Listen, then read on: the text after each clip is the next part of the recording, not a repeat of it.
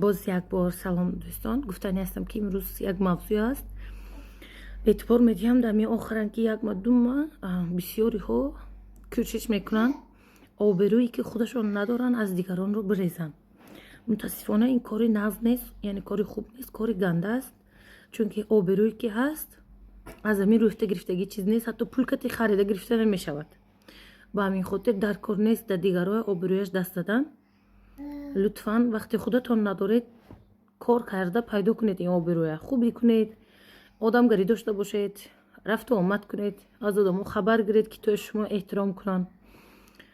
خودتون این آبروی به خودتون خریده گیرید، کارای گنده انجام ندهید. در نزد پدر مادر آدمی خوب باشید، کارای گنده نکنید.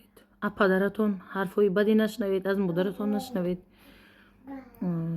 در نزد 4 کسی دیگری که در گرد شما هست آدمی خوب بودن بکشش کنید. البته گفتنی ها زیاد است درباره وقت آبروی گپ میزنیم، گفتنی ها خیلی زیاد است، اما لطفاً در آبروی دیگر کس دست نزنید.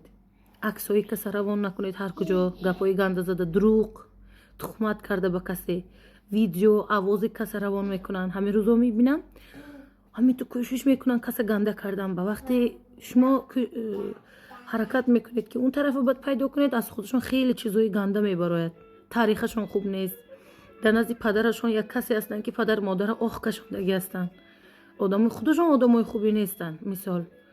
و همین خاطر این چیزایی در کار نیست. چیزها هست. ببینید عمر میگذرد، ثانیه، دقیقه ها، روزها، عمر میگذرد، یعنی سال ها میگذرد. یک روز دیدید یک کسی پیر و همین تو پیر شده موندگی هستید. بچه کارهای گنده شما در قلب مردم میماند. اینا باید در فکرش باشید. فرقی ندارد شما در اروپا زندگانی میکنید امروز، اما مهمش این است که امروز زبان من میفهمید و خون شما از دیگر جا هست. با این چیزا خیانت نکنید. قدر بودن خودتون رو دانید. ما که از آسیای میانه هستیم، در خون ما میگیم که ما به قول خود خراسانی هستیم. ما بسیار آدمایی باید با دانش، با مدنیت، یعنی با کلتور باشیم. این کارای لطفاً فراموش نکنید. و امروز هم که من زبانم میفهمید، حتما در گوشتون این گپویا یاد کرده مونید، گرفته مونید. سلامت باشید.